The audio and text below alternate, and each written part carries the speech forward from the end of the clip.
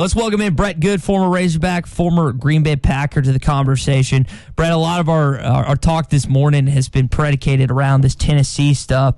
And so I'll pose this to you. If you're an Arkansas football fan, an Arkansas Razorback alum of this program, and you're seeing these SEC schools, numerous ones, get in trouble for cheating, they're doing stuff off the books that is not ethical, it's not right in terms of the NCAA eyes, and the punishment isn't necessarily divvied out. Do you have a problem if the Arkansas Razorback program cheats and wins a lot of games? I mean, yes, just because I've seen where our program's been the last few years, and if we were having to do that now and get caught for something major, I mean, it's going to be bad forever.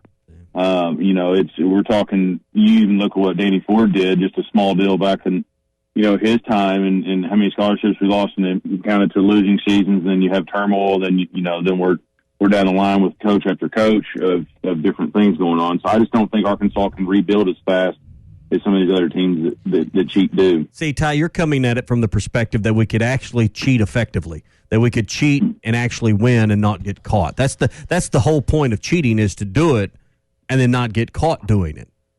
I mean, I have no confidence, Ty, that we could pull this off, and I think that's what Brett's saying here. And then the penalty for getting caught would be far worse than the reward of victory.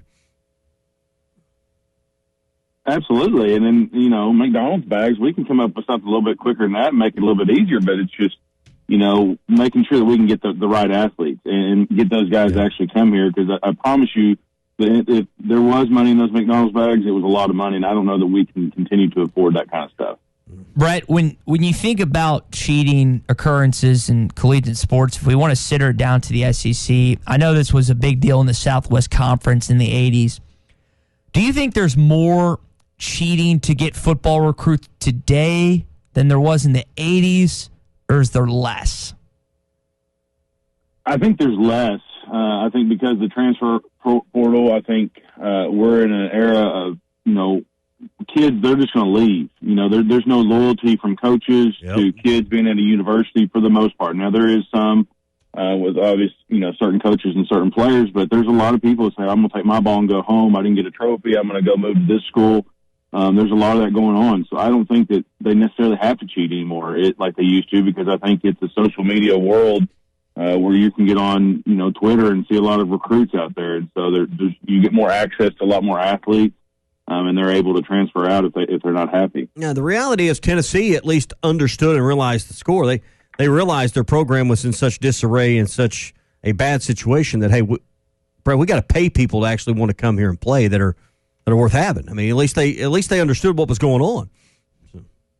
Absolutely. And to answer it from earlier with Ty's question about, could Arkansas do it? Tennessee and Arkansas recruit a lot of the same areas. Yep. Neither one of them are huge football areas. So, you're having to stretch yourself out there. And the more you have to stretch yourself out there to different states and different kids, those kids talk. There's things that are talked about. It's just you always see the guys getting caught at the strip club, doing stupid stuff like that, because, these are 18-year-old kids, and they're going to take a photo of it and they're going to talk about it. Yeah. I know you're a football guy, not a big basketball guy, but I know you pay attention. What's your emotion with this basketball team right now as they get ready to play Auburn tonight? Is it frustration? Is it anger? Where are you at as just a fan, as an observer of Eric Musselman's program right now? It's a frustration, but an understanding of it. I still go back to, he had Isaiah Joe coming back, but because of COVID, he was gone. So, everything changes on that aspect. But my frustration comes from the effort. If you're going to lose by a bunch, you better have a couple guys fouling out from giving effort. Not dirty fouls, not going out there and playing dirty, but they're trying hard. Rebounding, I don't think we're hitting the boards as good. And so those are all effort plays. I mean, you look at Dennis Rodman and Charles Barkley, you can go down the list of guys, legends in the NBA over the years of, effort. And they go through and rebound, and that's what they do. And so I'd love to see us come out and just, to get a little bit more effort. And I think that the wins kind of follow with that ability. Yeah, Sam, with you, defense and rebounding, those are effort stats.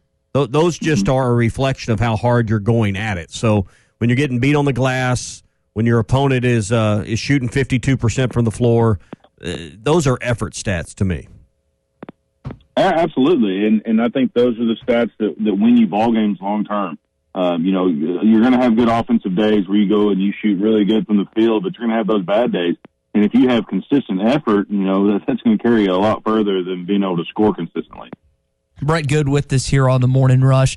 Brett, when you talk about the basketball team and talking a little Arkansas football earlier, I thought Wally Hall wrote a really good column yesterday talking about Arkansas can be more than just a tease. You were a part of a Razorback football team that went to the SEC championship and went toe-to-toe with one of the greatest college quarterbacks ever in Tim Tebow. This basketball team, while it's been a while since they've had sustained success, we've seen what this program can be with the right coach and Nolan Richardson and Eddie Sutton. Baseball, it's there. Dave Van Horn's got this thing rolling. Does it feel like that Arkansas in the basketball and football hasn't achieved their ceiling in quite some time? Yes. I mean, obviously, especially as a Hog fan, you're like, man, why can't we win more? But you have to understand the SEC has gotten tougher, not only in football, we know that, but also in basketball. Basketball is a different breed now. It's not just Kentucky out there. It's everybody on both sides because they've all had to pick up their game, pick up the recruiting, put more money into the facilities. And so everything has changed from when it was in the 90s and even when I played. I mean, look at the facilities now. The SEC West, it's different now, and it's a lot tougher, and it's just the way it's supposed to be. So I think we're on the right path. I think we're continuing to grow, and I think if we just continue to support them, I think that we will see that success come out of them. Let's switch it up and talk some NFL. You're friends with the Green Bay starting quarterback Aaron Rodgers. You're a teammate of his. You guys have done karaoke together, for goodness sakes. Just be honest with me, though. If you were an NFL GM and you had the choice to draft the former Cal quarterback or the former Texas Tech quarterback, Patrick Mahomes, start your franchise up, which one of those guys are you taking, Brett? I mean, are we talking Aaron Rodgers now or, back when he started? I'm still probably going to take Aaron because of just his proven success. He's already, he's got a couple MVPs, probably going to win another one this year. Got Super Bowl. Mahomes he's still young, so he's going to obviously catch that. But Mahomes, to me, if you look at Kansas City, they've always had a lot of weapons. And if you look at Green Bay over the years, Aaron's kind of they've developed receivers and they've developed tight ends, and so he's actually had to throw to less and still been successful. So I would definitely pick Aaron over those two. Brett, you bring up legacy. When it comes to the game this weekend between Tom Brady and Aaron Rodgers, postseason in Lambeau, first time he's ever hosted an NFC championship game. I know Tom Terrific got the better of Green Bay earlier this year. How important is winning this game to Aaron's legacy, beating potentially the greatest quarterback to ever play the sport? I can tell you this. Every time that I was in the matchup when those two went at it in the regular season, there was helmets thrown from the losing quarterback. It is a want-to-win because they understand it. How great is it, on the NFC side of the ball, we're literally watching back-to-back weekends with two first-ballot Hall of Fame quarterbacks in each game going at it. So I think Aaron definitely wants to win. Obviously, Tom does too. It's going to come down to the end. I really think it will, and hopefully Green Bay can pull it out. Yeah, I think heading into last weekend, if you'd have asked the casual fan, probably even asked the hardcore, even Green Bay fan, hey, how many NFC championship games has Aaron Rodgers hosted at home, been the starting quarterback at home? Oh, 2, maybe 3, right, at least? When I heard that stat last weekend, this would be the first time him to get a start at home in an NFC championship game. I was blown away by that. I mean, all the success the Packers have had over the years, and I guess maybe you marry together some of that Favre era with Aaron Rodgers, and it's hard to separate that. But I was blown away by that stat that this will be the first time this weekend that Aaron Rodgers gets a start at home in an NFC championship game.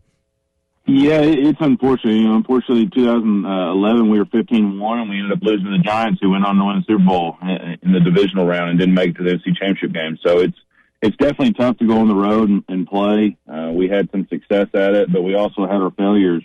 He had a big lead in Seattle. When we were there in 2014, they ended up, getting an onside kick, an interception, fake field goal, everything that could go wrong did. So for him to be able to have the opportunity at home, it's huge. But now he's got to take advantage of that because, the Green Bay's got some fans in there. I know he mentioned that it sounds like 50,000 fans. I think they've got like 8 or 10. And so he's got to take advantage of that home field, the cold, even though Tom has done it. But he's got to protect Lambeau Field.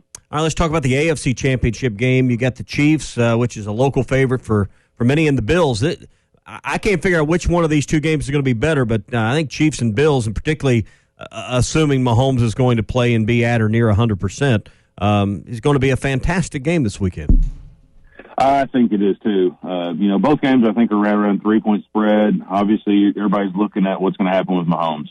And I'm not even concerned with his toe or with his concussion as much as I am his toe, because he was hobbling around a little bit before that concussion came out. So does that take away some of his running ability and ability to escape the pocket? Because Buffalo's got a fairly good defense. They had a 100-yard interception return for last week, and they shut down Baltimore. And so it's going to come down to who can probably score 25, 30 points. Yeah. First team to that probably wins. I would assume whatever's going on with the toe, they could probably deaden a lot of that pain out and get him through the 3 to 4 hours of the game at least, to where that's not providing him a lot of discomfort during the game. They could definitely give him a shot, and I think if I'm still correct, it was supposed to rain to turn into snow, so it's going to be a little bit colder. Nice. So you may not be able to feel it as much anyway. So I think for him, the biggest thing is just trying to come out of it staying healthy. I was really concerned last week when he took that hit.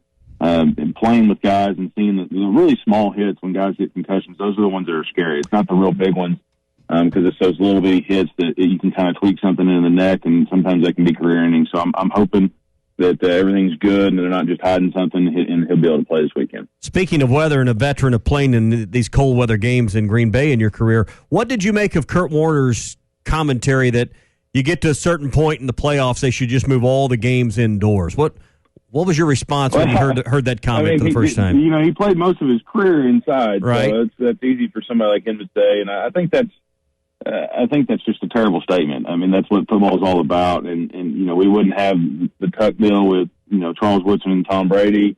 We wouldn't have had you can go down the line, Lambeau Field, the Ice Bowl. I mean, the history of football would be changed forever.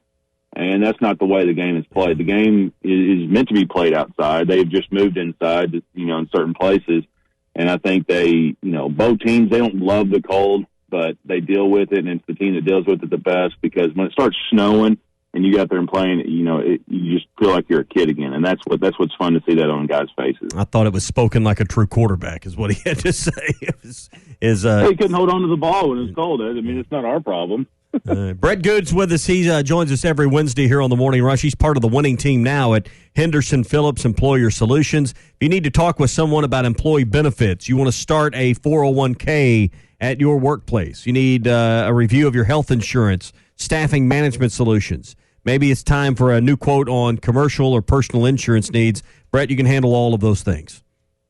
Yeah, that's right. We can handle everything, and got a meeting, had it yesterday, turned around, got needs a quote by Monday for employee benefits. So I'm headed to the office right now, and we may even work through the weekend. So we can handle large and small on every aspect of the insurance world, and we just appreciate the opportunity to have your business. Even life insurance. So if you're thinking about life insurance right now to protect your family and the thought of something unplanned happening, call Brett. He can work with you on that as well. 479-651-2292. That's 651-2292. That's his direct number for Brett Good with Henderson Phillips Employer Solutions. All right, real quick, who do you got winning? Who do you got going to the Super Bowl? Who's winning this weekend? I'm going Green Bay and Kansas City. Well, that's the case. If his promise holds up, I get to sport a Brett Good jersey next 2 weeks. And I've got it ready. Now, listen, do you want to? I know you were talking the other day about the grass thing. Yeah. But I've got a retro jersey, and it's got a nice little cleat mark in the back when somebody stepped on my back, and the pants to match it. That's so perfect. we can set you up in a full gear. Full uni. I'm all for that because, Brett, I don't know if you heard the majority of that conversation. I will be watching the Super Bowl at a Kansas City Chiefs household, and I don't think they would take too kindly for me walking in full Packers gear. So I'll just sport quite a story, though. I'll just sport it if you allow really me good. to. You just have to, the pants do show a lot, so I don't know if you they're kind of real thin in there. Okay, I've got the raw materials on the backside, so I think I'll be okay. Might Scotch guard them before you hand them over. Just a little bit. I'll make sure they get washed. Mustard and cheese stains. There's no telling what he'll get on them. That's a good point. So, Brett, excited about this weekend, man. Hopefully the Packers get a dub, and we'll see if the Chiefs get a dub as well. All right, sounds good. Y'all have a good one.